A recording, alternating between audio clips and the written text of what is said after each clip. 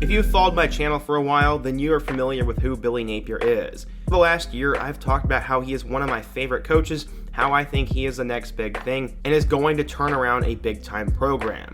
Well, after a spectacular run at Louisiana, and turning down multiple Power 5 jobs in the past, Napier has finally found the job he wants, and he is ready to take over college football. In today's video, I want to introduce to you who Billy Napier is, why he is such a great coach, what this hire means for Florida, and why I think he's going to save or potentially bring the Gators back to national title relevance. But right before we get into it, nearly 80% of you guys are not subscribed, so quickly be sure to do that. Smash that like button for the algorithm, turn on post notifications, and let me know another topic I could do in my next video. Now, let's get started and talk about Billy Napier. So in order to understand why Billy Napier is such a great hire for Florida, we need to go back in time and meet Billy Napier. He was born in Cookeville, Tennessee, and he was actually a standout quarterback for his high school. He ended up growing up in the Georgia football system and eventually took a scholarship to play for Furman.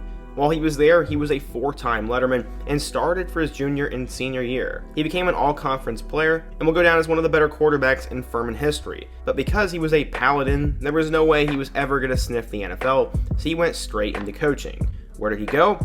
Well, he went to Clemson. He was there as a graduate assistant in 2003 and 2004, before he was hired to South Carolina State as a quarterbacks coach. Eventually, he did such a good job there that after 1 year, Clemson hired him back and made him the tight ends coach, where he did that for 2 years. He was also in charge of recruiting, and that is one of his strong suits today. So even back then, he was great at convincing players. Eventually, when Dabo Swinney took over as the head coach at Clemson, he made Napier the offensive coordinator. This was a huge job for him. In 2009, Napier did a tremendous job as the offense scored a then school record 436 points, and they even won the ACC Atlantic Division.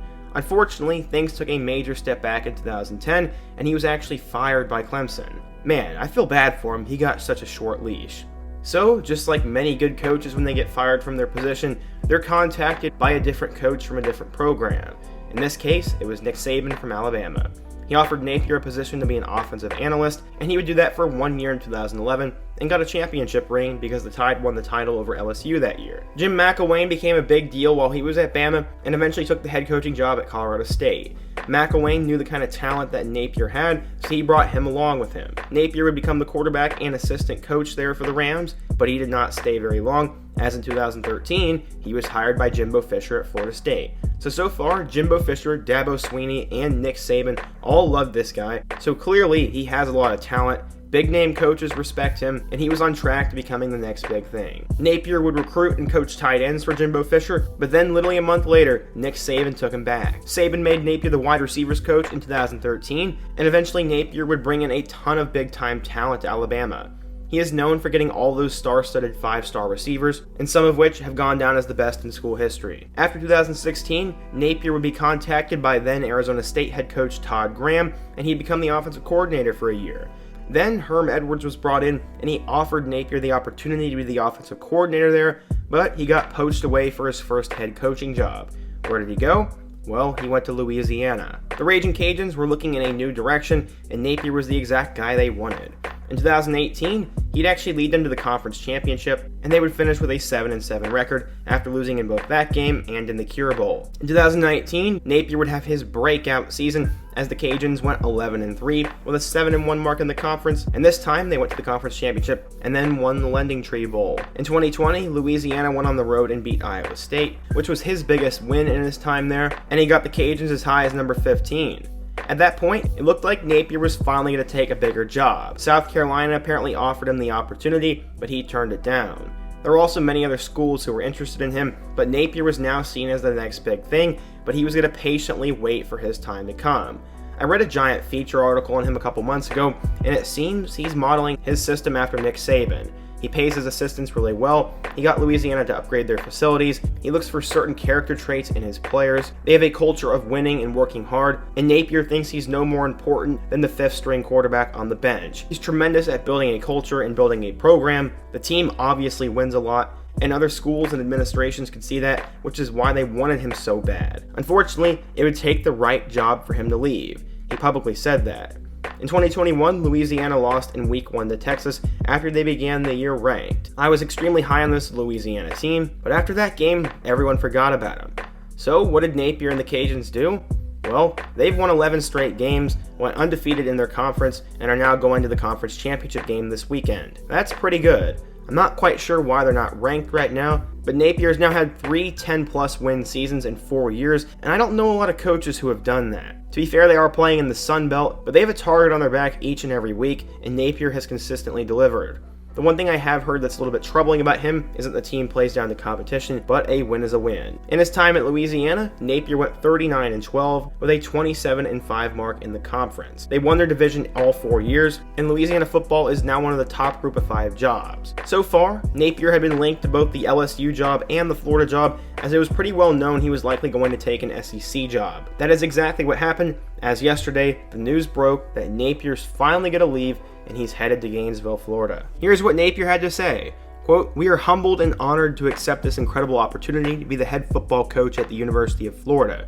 Our team, staff, and entire organization will work daily to establish a program with integrity and class that we can all be proud of. More importantly, we will build a culture that is centered around making an impact on our players, as people, as students, and on the field. We embrace the expectations and are excited about the challenge ahead. We will assemble a special group of people and immediately get to work building a great program.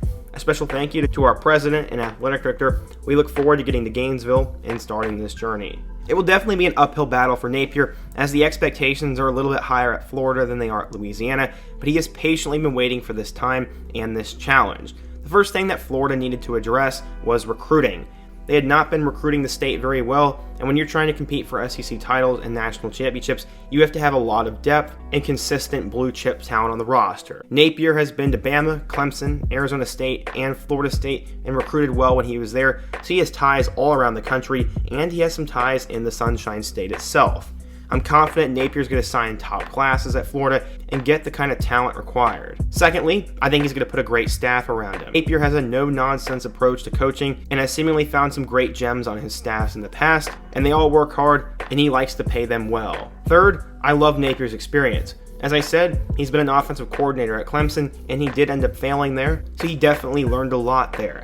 He spent time at Alabama, so he got to study Nick Saban and how that program runs. He was in Tallahassee when Jimbo Fisher was at the top of the college football world, and he's now been to 4 straight conference championships, so he's not going to want to give up his winning ways. Obviously, the guy is a big deal, but what are some of the potential side effects or downsides to this? Well, you have Georgia. Florida fans are going to want to compete for SEC titles, but Kirby Smart is already recruiting extremely well, and for the most part, the Dogs have got the best of the Gators the last few years. Napier's going to have to find a way to compete with Georgia and beat Georgia, because if he can't get them to the SEC title game, he will suffer the same fate as Dan Mullen. The only other concern I have is the level of competition. The Sun Belt is a little bit different than the SEC, so it will be a little bit of a transition for Napier, but I'm also confident in his abilities. Overall, I think there are so many more upsides than downsides, and I really do believe Napier is going to be the kind of guy to turn Florida around. Both his offense and defense have been great. He has a no-nonsense approach to coaching. He has a ton of experience. He's been patiently waiting for the right job, and he's going to put a proper culture in place in Gainesville. As a Mizzou fan, I have a feeling Mizzou is going to be losing a lot of games to Florida over the next few years, and I'm excited to see what Napier's going to do. What do you guys think? If you're a Florida fan, what do you think of the hire? What do you think of the direction of the program? And what topics should I cover in my next video? So much is going on in college football right now, and I'm going to try to get all the news to you guys, but I need your support on these videos. Be sure to smash that like button for the algorithm, subscribe if you're new, and check out all my other videos on the end screen, including my video about the downfall of Dan Mullen. I hope to see you guys again soon, but until next time, peace.